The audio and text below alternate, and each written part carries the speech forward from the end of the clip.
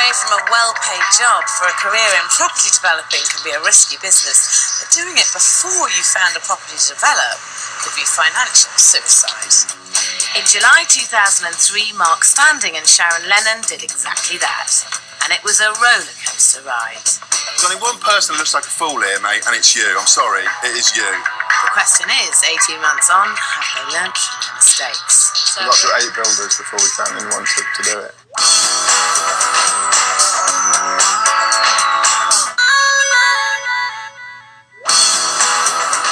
This week I'm in Winchmore Hill, North London, to meet first-time developers Sharon Lennon and Mark Standing. After years designing shop and bar interiors, Mark and Sharon hope their eye for detailed design will help them make money developing property. The reason we gave up our jobs was basic quality of life up against sort of what we wanted to do. We wanted to do our own designs and be in control of our own time. The jobs we were in were very long hours, a lot of travelling, and just the pace. It never seemed to sort of give up, really. Mark and Sharon have taken out a large business loan to pay for creating a fantastic modern family home from this tired Edwardian house. Did you spend a long time looking for a house like this? A reasonable amount of time, yeah. We didn't start our little business till the end of last year, but we had been looking for properties before that time. Since about May. So this is probably about the third or fourth we'd had a look at. The others just didn't really stack up. Sharon gave up full-time work a year before they finally managed to buy their first property, and Mark 6 months later. But now they've got it, Mark and Sharon want this place modernised and back on the market in 3 months. And it's a massive job.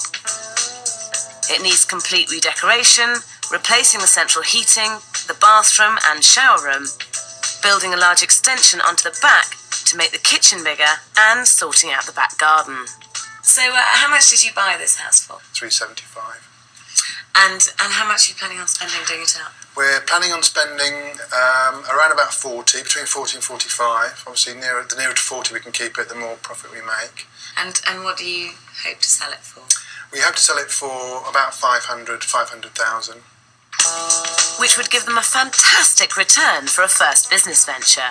Mark and Sharon bought the house for £375,000. Their budget is £40,600. They intend to sell the house for £500,000, which would earn them about £85,000 before legal fees and tax. How much are other houses around this area of this sort of size selling at the moment for? You probably know slightly more. 485, 475. We've got it's a 5-bedroom house at the moment, so there's quite a few 3 bedrooms around and 4 bedrooms and 5. So we're looking to go sort of push it up towards the 500 mark. That's our aim. So what makes you think that you're going to get £15,000 more? Because it'll be the best house in this street by quite a large margin. People in this country now, their expectations are getting higher and higher. From the hotels they go to, the bars, the shops, everything. So we're going to deliver as much as we can of their kind of design dream. Mark and Sharon have certainly got their work cut out.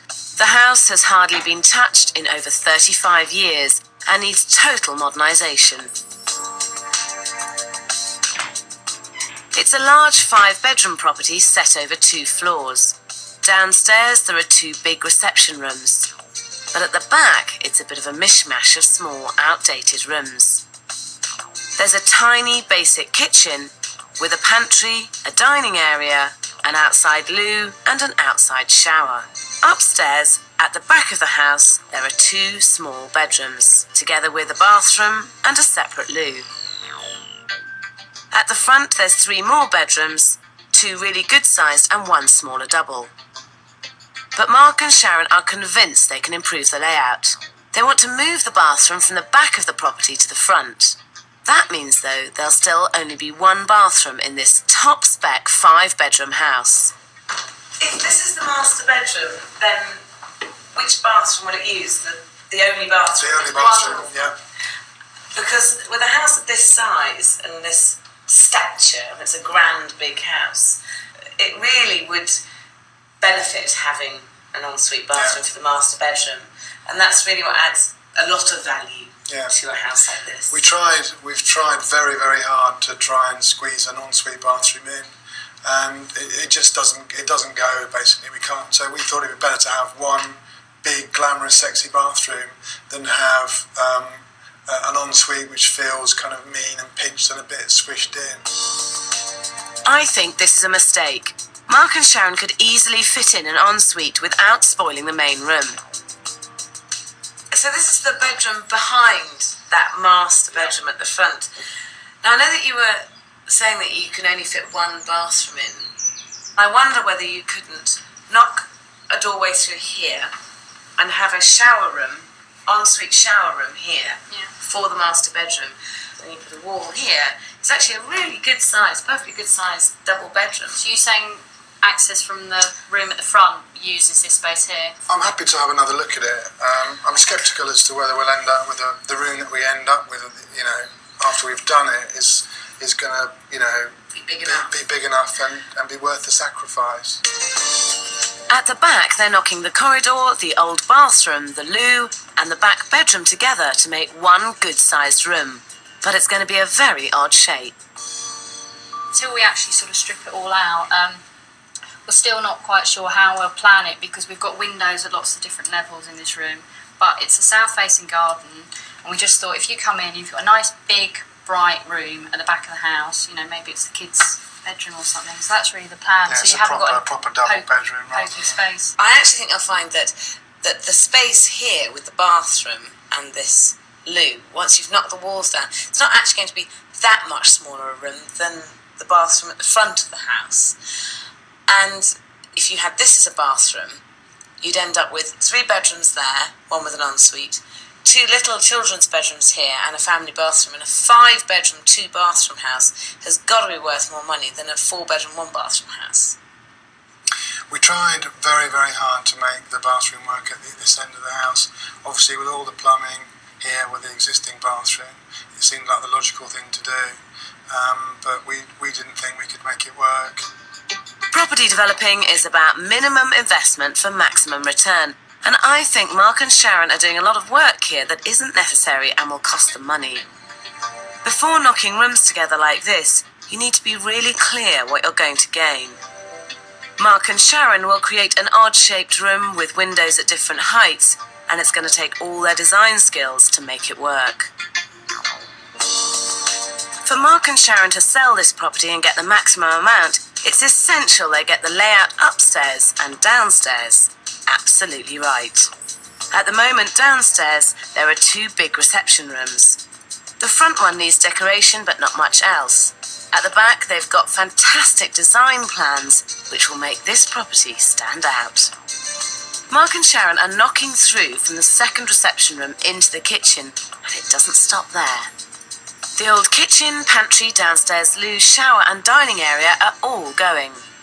They're building a large extension, and this entire area will house the spectacular new kitchen diner. They're also planning a downstairs loo, which is a really good selling point in a big family house like this. We're putting some steels in as well, so we don't have a column in the space. Keep it very open plan so they can put their furniture wherever they want. No, I'd certainly agree. I think if you're going to open it, you're going to knock through the shower and out there and have this fantastic extension you want to properly knocked through. Yeah. But all these plans will come at a price. They intend to spend £10,600 on all the building works, including the plastering. Plumbing costs will total £7,500, which includes labour, a new central heating system and a new bathroom suite. They've allocated £4,500 for the decorating, £4,500 for the new wood floors and carpeting. On top of this, they've budgeted £5,000 for the electrics and lighting, £1,500 for tiling the splashbacks and floors, £1,000 for the doors and other sundries, £500 for repairing the roof, £500 for the garden, and £5,000 for fitting the new kitchen. This brings their total budget to £40,600, which I don't think is enough. How much of the work are you planning on doing yourselves here? We're not planning on doing very much at all of actual kind of physical work. I mean, I'd like to get involved in some bits and pieces, but I want to kind of pick and choose what I do. So at the moment, all of the work elements are covered by some sort of contractor or another. So your budget of 40,000 is to build this extension to the rear Yeah. and to rewire and replumb the whole house. Yeah. New kitchens, new bathrooms, new flooring, new carpets, Yeah. and do none of the work yourself. That's right. Is that realistic? £40,000? Well, all the costs tell us it is realistic. I hope so, because there's a lot to do here. And though Mark and Sharon aren't planning on doing the building work themselves, they waste no time stripping out and getting the property ready. But it's not long before their first business venture runs into trouble. This is a serious project, and I'm not happy, and I'm seriously thinking about what I'm going to do about it.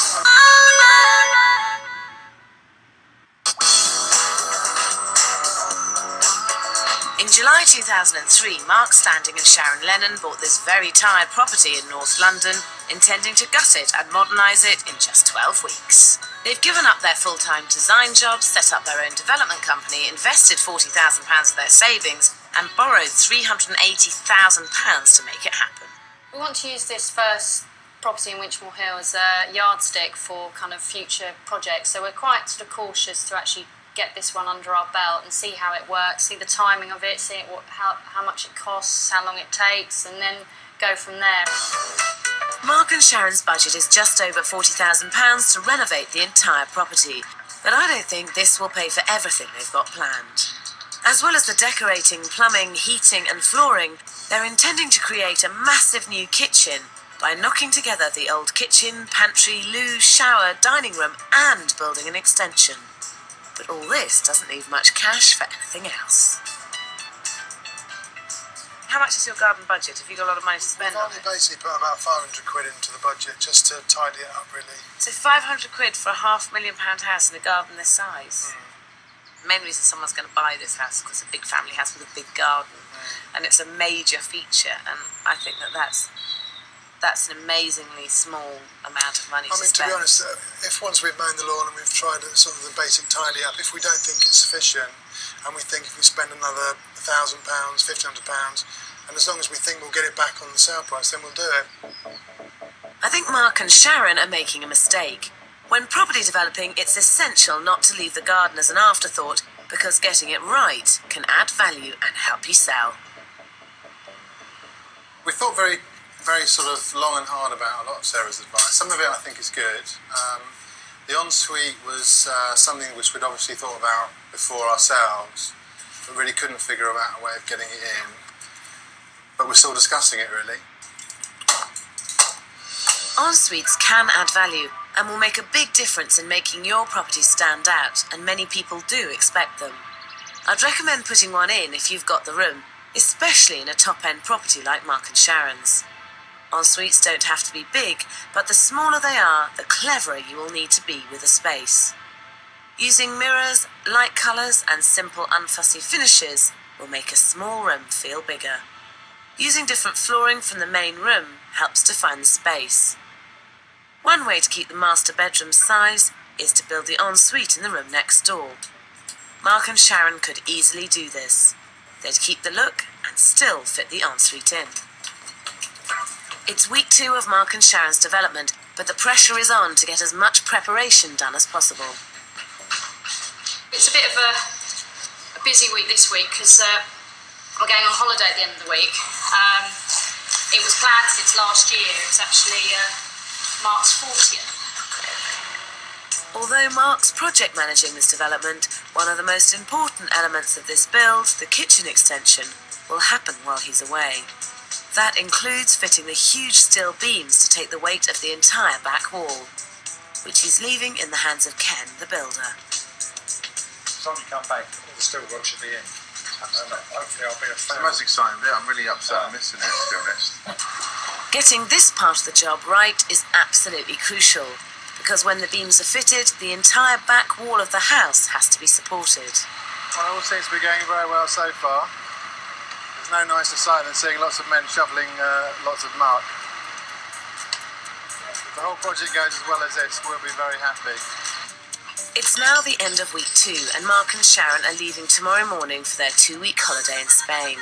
Ordinarily would be quite a nerve-wracking experience leaving a job unattended, but we have a client of ours who we're doing a kind of bar restaurant for, who is local and has agreed to come in and kind of babysit the job while we're away. His name is Sot, and he's got vastly more experience in building work than we have. I'm going to be calling the phone to Ken every day, making sure you're not changing steelwork designs or roof finishes. I promise you, it won't cost you any extra.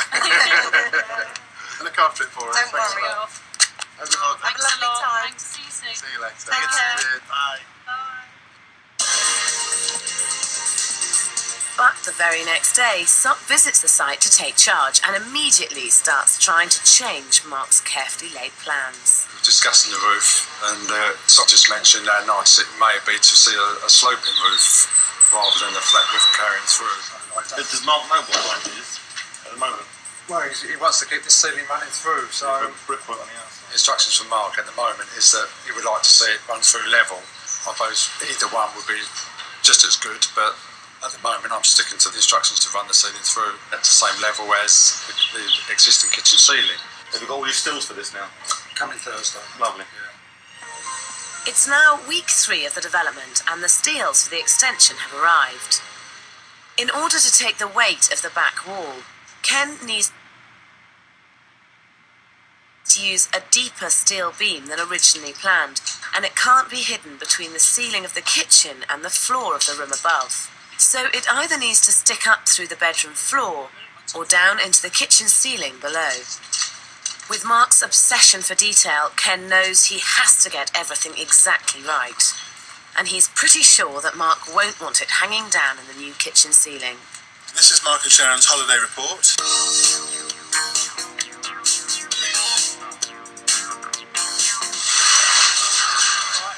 Put it down.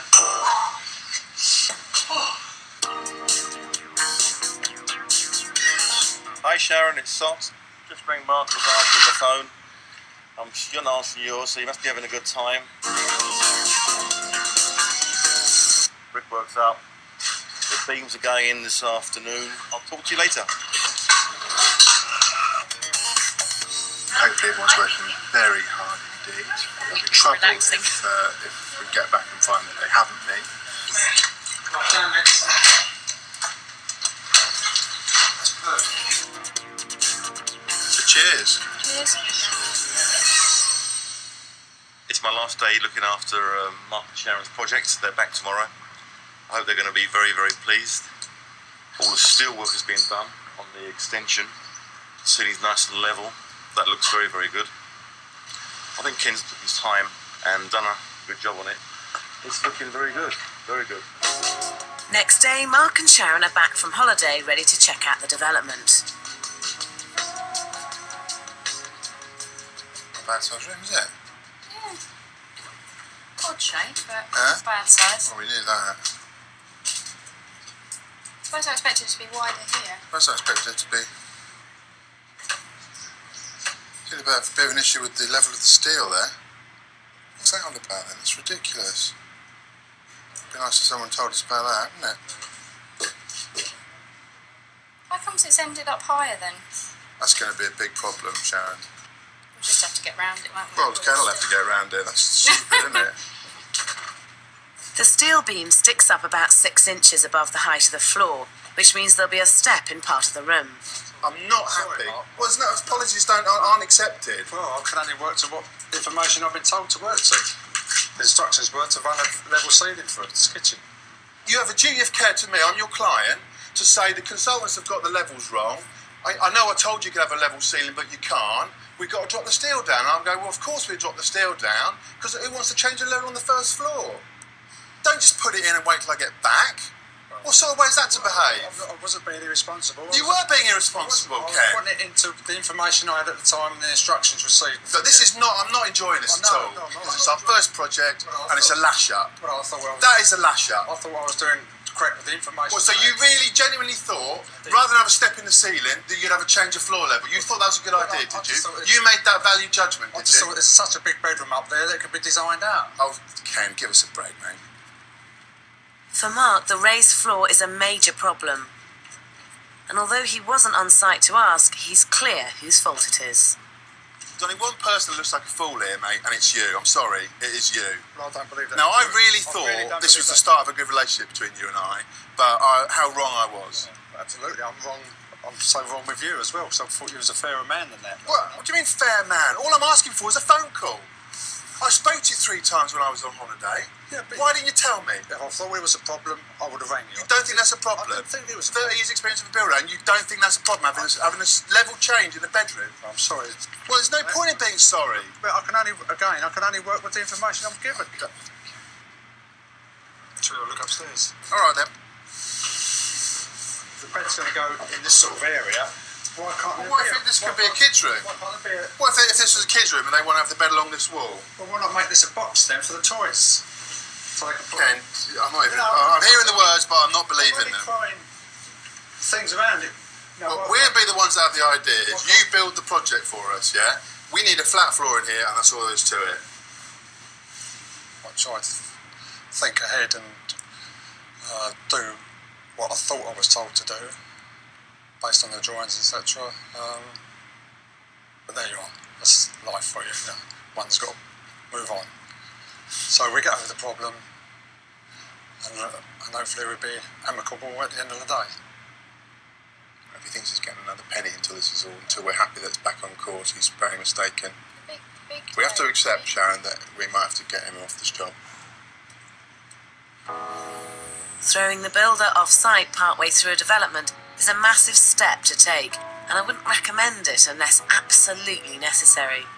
Good builders are normally busy builders, so you may have to wait months to find someone to take over. How are you? How's it going? How's your holiday? Down legs. And they'll usually charge you a premium to take over a half-finished job. Sometimes when things go wrong on site, which they always do, and if there's any possible way you can work with it rather than have to redo it, it's always a better option. If I really thought we could work with a change in floor level in a small bedroom like this, then we would work with it. There are other options, raising the level of the floor throughout or building a raised platform to hide the beam. But they cause other problems and none satisfy Mark's designer eye, which means the beam will have to be lowered even though doing this again means double the chance of a serious problem with the back wall. 5 weeks into the project and costs are beginning to rise. The major building work was budgeted at £10,600, but is actually costing another £4,000. And Sharon and Mark have realised that £500 for the garden simply won't be enough. I'm just marking up the lighting drawing, see if we can save a few quid on light fittings to help pay for our garden transformation. I reckon I've probably knocked out about 14 to 15 light fittings, and we knocked out a few socket outlets as well this morning, which will be a help as well. We reckon we've probably saved a good sort of 300 quid maybe. Buy some turf. In fact, getting this garden right will cost them at least 10 times that extra amount. But if they don't get everything spot on, smashing the ceiling price will be very difficult. Even with everything perfect, it won't be easy. 7 weeks into their development, the end of the major building work is now in sight, and Mark and Sharon are just about on schedule. But another problem with another tradesman threatens to put a stop to that. In the end, we had to basically stick his stuff out in the street and say, right, you're off your job, come and collect it.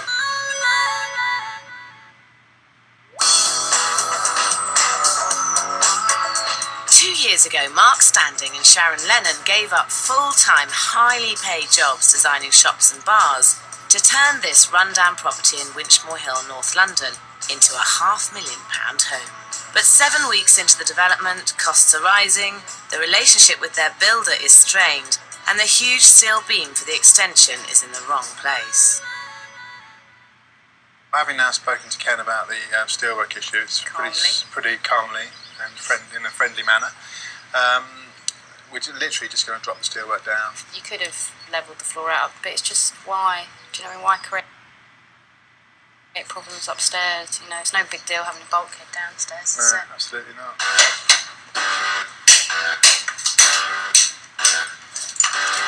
Today we're starting to lower the steels as required by client.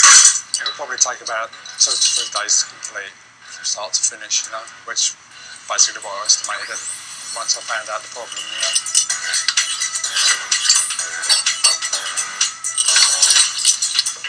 My personal opinion, and it is only my personal opinion, nothing else to do with it, I would prefer to see a nice flat ceiling through the kitchen, and then you don't really distinguish an extension. But whatever the client wants, obviously he gets.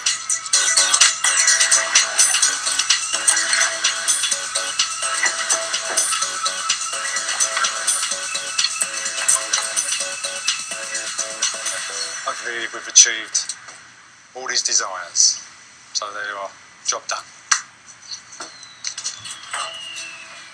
Mark is the project manager on this job, and going away on holiday at the most crucial time has undoubtedly caused problems. If he'd been here, there's no way the beam would have gone in wrong. Luckily for him, Ken's agreed to cover all the costs, though lowering the beam is a major hassle they all could have done without. 3 days and 6 inches later, hopefully the problem's been resolved. Yeah, that's better, isn't it? Yeah, that's loads better, isn't it? Yeah, we're very happy with that. That makes the room much more flexible again. I mean, it's of all the rooms in the house, it was by far and away the kind of most awkward shaped anyway. Lots of choice, really. Yeah, very happy with that. Yeah. It's now week 9 of the development, and although the major building work's been completed on schedule, it's not on budget. With costs rising, Mark and Sharon are doing exactly the right thing and trying to find ways of making savings. What areas have you cut back on your costs then? We've done things like reduce the number of light fittings that we'd originally costed in. We've reduced the number of socket outlets with the electricians. We're sanding the 2 floors in the 2 reception rooms, which is quite a big saving because we'd originally had in the budget to put a timber floor down in there. So do you think that not having those extra bits and pieces in the house, which are going to give it that very luxurious feel, will affect the end value of the property and the end feel of it? If the place is properly lit, it's properly lit. You don't go, ooh, they've skimped on a few Wouldn't light it be better if fittings. they'd put 3 more light fittings in? But I take your point entirely, but I think we've been quite careful about the things, that we have cut back on. Mark and Sharon are hoping their eye for detail and design will sell this property, but I'm not convinced all their ideas are right. And what about the layout? How many units are you planning on having? I don't know. It's We sort haven't of a counted them up. long L shape, isn't it? Yeah, And then basically we've got we're island trying unit. to get maybe some long, sort of quite wide draw units to do away with the kind of the regimented 600 modules. We're also thinking about having an island unit. Yes. Why are you going to have an island unit? So the thing about island units is that it lessens your flexibility. So if somebody did want to have a great big party and put a table right the way down the kitchen, they couldn't because they can't move the island unit. Should we really be designing a kitchen for the 1 day or 2 days a year where you want to clear everything out and have a sort of 20-foot table? I mean, we're both big believers in the island unit, in the kitchen environment that we've got at Fernley Road with the storage, and all the pluses kind of outweigh the minuses. So I think in this instance we're going to have to agree to disagree.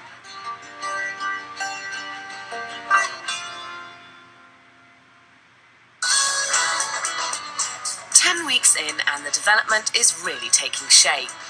Downstairs, the 2 reception rooms are all but finished and the kitchen is due to go in. But there's a major hitch. The kitchen people showed up, it was the day before yesterday, and basically said that a lot of the pipework that had been in for weeks and weeks was in the wrong place or too far out or basically not correct. Enough of it either. Not enough of it. So we've had to call out an emergency plumber to get the kitchen back on track. Project managing the job means making sure that everything gets done properly at the right time. Mark and Sharon should have checked this weeks ago, but now they've got to get this done quickly and at more cost. But their problems don't stop there. The tiler started laying the kitchen floor, but he hasn't been seen in over a week. I managed to speak to him again this morning. He's going to come back tomorrow morning at 8 a.m, he promises me faithfully, to finish off at least the kitchen, and then we'll take a view as to whether we trust him sufficiently to complete the project. 8 a.m. comes, and goes, with no sign of the tiler. In the end, we had to basically stick his stuff out in the street and say, right, you're off the job, come and collect it.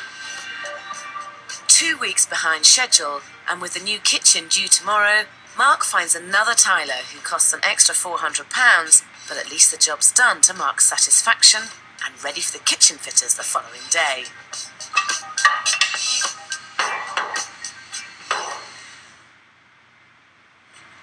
They're convinced the kitchen will sell this property, and it has to be absolutely right.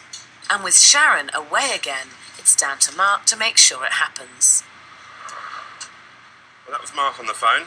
He's supposed to be here this morning to oversee basically what I'm doing and what the kitchen fitters are doing and that, and he's been taken ill, he's gone to hospital. So he says he'll see us later on, but we shall see. Mark's okay, but still has to wait to be released. And that means the kitchen fitters are on their own. I don't know what unit's going to the left of that recess. Maybe it's just as well Mark's not here. They've sent the wrong legs in. Oh, that cable really needs to be back here. Back here somewhere. Oh dear. It's always something, isn't it? We need a minimum gap of 1200. At the moment we've only got sort of 1180. So I really need to gain 22 mil minimum. No, there's no one here today. 7 hours later, the kitchen's just about in and Mark's back from hospital. But is the kitchen up to his high standards?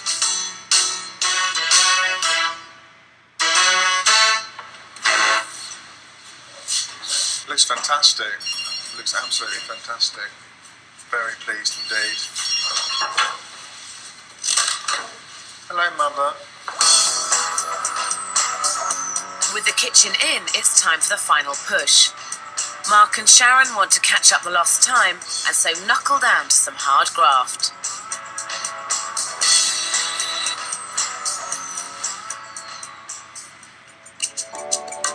After 15 weeks hard slog, the house is finished. They were hoping to finish in 12, but pretty close to schedule, the work's finally done.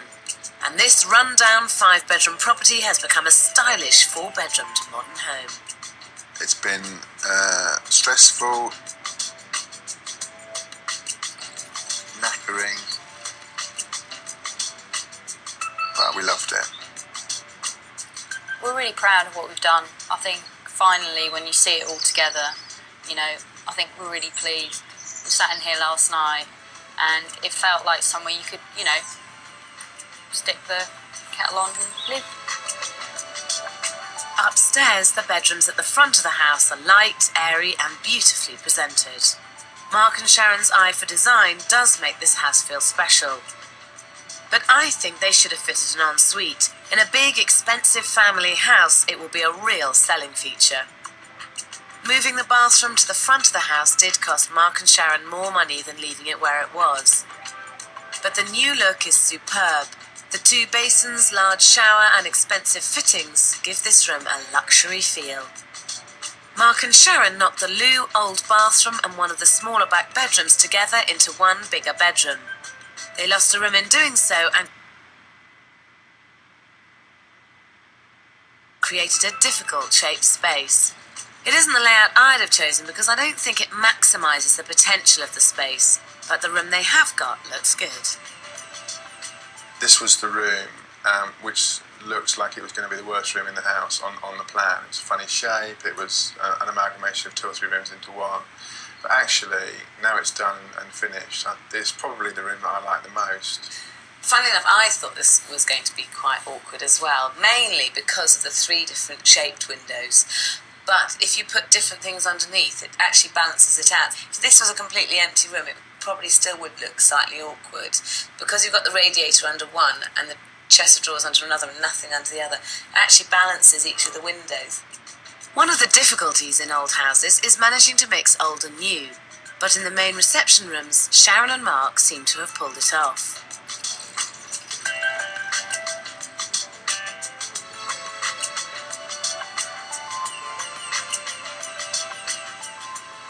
But for my money, this development's biggest success is at the back of the house. Sharon and Mark demolished the mishmash of small rooms and built on a new extension to create this spectacular 24-foot kitchen. Gosh, this is lovely in here. And yeah, I see you've got an island unit in here. Yeah, sorry about that. we're stuck We went with against your that. advice. It does look great. I mean, there's no question this kitchen is a really major success. Personally, I don't like island units, but then I'm not going to buy it, so. One of the things that people sometimes don't do, which is such a shame, is not use their sight lines. And here you've maximised the sight lines. So from the front door, you can just about see right to the back of the garden. Outside, they've created a family garden with plenty of space for entertaining and playing, though it cost 8 times more than they'd allocated in their budget. This is a beautifully finished house, and it's beautifully designed, and it is flexible, so you do tick all those boxes. Blimey. But all this beauty comes at a price. Mark and Sharon did save £200 on the electrics, £1,200 on their plumbing, and £800 on the flooring by sanding the original floorboards. But everything else went up. Building works went from £10,600 to £14,550. Their decoration budget rose from £4,500 to £5,500. Problems with tiling pushed the cost from £1,500 to £1,900. The roof and sundry items went from £1,000 to £1,800. The kitchen cost £6,800, and the garden leapt from £500 to a massive £4,000. Add £6,000 in interest on the loan, legal fees and stamp duty, which come to about £21,000, and their final budget is £76,350. To be honest with you, we're not that unhappy. We spent a lot more on the garden, which we hadn't planned in originally. There was a total error on my part at the beginning that I was going to bung in a few £100 to tidy it up, mow the lawn. Sharon wanted to spend money. Sarah obviously advised us to spend money in the garden, and would always now, in future, make sure that we've got plenty of money in the budget for garden, front and rear. If Mark and Sharon sell for £500,000, that will make them a before-tax profit of just over £48,500. A good return, but only half of what they expected. For Mark and Sharon to get their £85,000 profit, they need to sell the house for at least £535,000. There's only one bathroom. They could have benefited with maybe putting an ensuite in this room.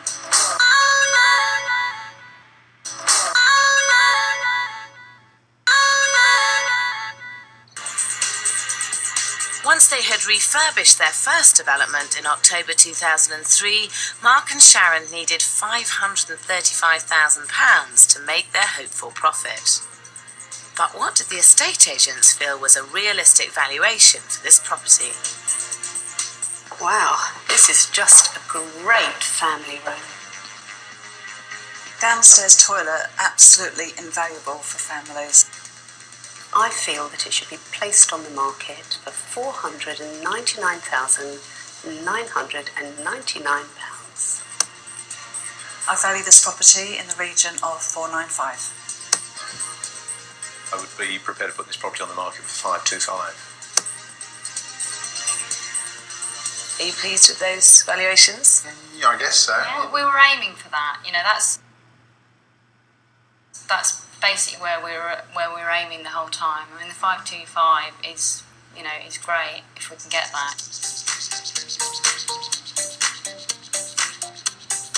Now all they have to do is find someone prepared to pay that much money. Oh, this is nice and bright, isn't it? Lovely. The bathroom's a nice size, but it's just not enough for the 4 of us. We definitely need an ensuite. They've done a fantastic job, and it's a really nice house. Great. I think it would be well worth the second viewing, don't you? Would you do another development? Has this fired your imagination, or has it put you off? No, not at all. It hasn't put definitely. us off at all. It's been a very, very steep learning curve. There's no doubt that Mark and Sharon took a big risk with their first development, giving up their jobs before they had a property to develop and having to break the ceiling price on the road just to make a profit. But the gamble paid off, and in October 2003, Mark and Sharon sold their first development for their full asking price of £535,000.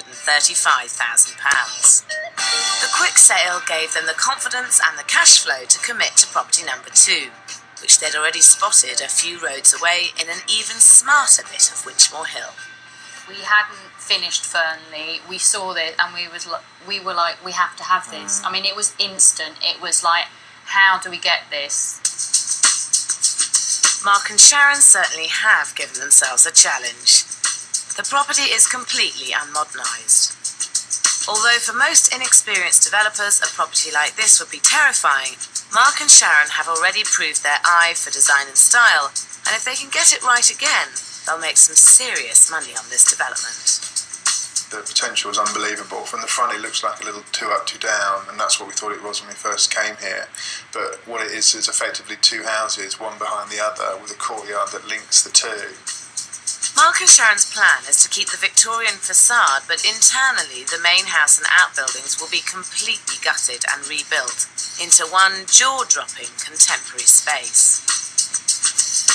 The courtyard will become a double-height atrium with a glass roof. The ground floor will be extended into the back garden to create over 1,000 square feet of open-plan living space. Upstairs, they're creating 3 bedrooms, 2 en-suites, and a family bathroom. You walk in the door and it's like Alice in Wonderland. It's the last thing you're expecting. But creating Mark and Sharon's look won't come cheap.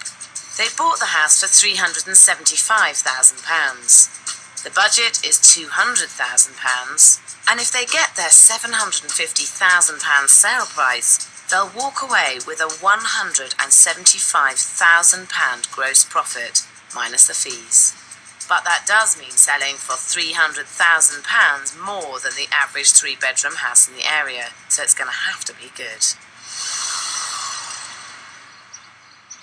But 5 months after buying it, work hasn't even started. Mark and Sharon can't find a builder brave enough to take on such a massive project. Will I ring that other crowd and see if we've got a price? In the end, the delay cost them £8,000 in extra mortgage payments, but eventually in June 2004, work really gets going, using many of the tradesmen they'd found on their first development.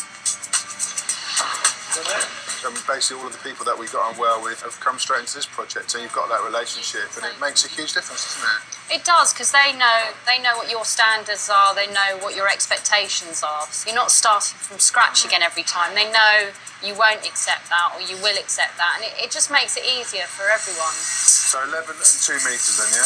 Perfect. After 11 months of very hard work, this collection of near-derelict buildings has been transformed. In April 2005, I went to check it out, just as Mark and Sharon were putting in the finishing touches. Hi, fine, how are you? This is amazing. You would never believe that all this is behind that little tiny frontage. This is no ordinary development. The old courtyard has become a stunning double-height glass atrium which floods the house with natural light. The original living room has been knocked through to create over 1,000 square feet of open-plan living space over the whole ground floor. Gosh, a gorgeous kitchen. It is really spectacular. How much did it cost? It was just around 12 grand, just over 12 grand. Gosh, so a lot. Yeah, it's quite a lot of money, but there's an awful lot of kitchen for it. It's a big kitchen. I mean, it is beautiful. And if you're going to go for this sort of finish, you need to put this kind of kitchen in to even begin to think about getting the sort of level you need to get to for a return. On their previous development, it was the kitchen that really stole the show. And once again, they've managed to pull off something spectacular. And if you have to have an island unit, this is the amount of space you need to carry it off. The layout of the whole ground floor is beautifully judged, but what really makes this place stand out is Mark and Sharon's attention to detail. Everything about this house is bespoke, from the oak and steel staircase to the one-off sofa and all the bedroom furniture. Whose baby is this project? It's not my baby, it's our baby. It's your baby. It's our baby. It's your baby, isn't it? There's been no expense spared in creating Mark's baby. The staircase, balustrade and glass walkway alone cost a cool £25,000. Leading off the walkway, there are 3 bedrooms, 2 en-suites and a family bathroom. The glass everywhere means all these rooms are filled with light. So up here you've got 3 bedrooms and 3 bathrooms. Yeah. Yep. And did you at any point think that it might be wise to try and get a 4th bedroom? Yes, yeah, we did, of course, yeah. We had the space to get one in, but we decided that we would just create like an open plan, study, officey type area. And if they wanted to kind of enclose it and create a little bedroom, they could do. Nothing really about this development is safe, but it would have been safer to try and get a 4th bedroom in terms of your resale price. A lot of people have computers, work from home, and, you know, have a laptop. It's quite nice. If you've got such a lovely double height space, it's like, why be in the smallest box room in the house? Now I've got an open plan study upstairs in my own home, and I thought it was a really good idea at the time, but it really drives me nuts because you're disturbed by anything that goes on in the house. You are disturbed by it. It's quite difficult to work in. For working at home more than very occasionally, an open plan study really isn't ideal and can't be used as a 4th bedroom. But overall, the house looks fantastic, as does the garden, which Mark and Sharon have properly budgeted for this time. But the most impressive thing about this development is that they bought it in £35,000 under budget. If they can sell it at £750,000, they'll make a staggering £210,000 profit. And clearly this has got an awful lot more to offer, an awful lot more square footage than a 3-bedroom standard house. But 3-bedroom houses in this area do sell for £450,000, so this is nearly double. But it'd be 3 bedrooms, it would be half the square footage, it would be 1 bathroom. All my point is that you have gone out on a limb creating this, and it is a niche buyer and a niche market, and that is a punch. Yeah, and you, fingers crossed, might get a buyer. We always knew it wasn't a wide market we were aiming at, but for the spec we wanted to do and the space we wanted to create, we think there's a buyer out there. When we first started to do this, we thought we'd be doing maybe 2 or 3 a year and earning 20, 30, 40 grand on each one. But actually, that's a really tough way of doing it. And that's, you know, we realised actually after the last one that it was actually much better to do one project and actually get more profit from the one project. Because it's as easy to do a big project as a little project. It's still bathrooms, plumbing, all the stuff that you have on a little project, you have on a big project. Mark and Sharon are now hoping that their final sale price will be closer to £800,000. There's no doubt that Mark and Sharon's latest development is beautiful, but the risks are high, as they've now got to find someone who will buy into their vision at the premium they need. Next week I'm back in Earl's Court to see if Martin Sutherland's still refusing to listen to good advice. And the estate agent said to me, I'll just give it a lick of paint and rent it out to whoever wants it. And why didn't you do that? I don't know.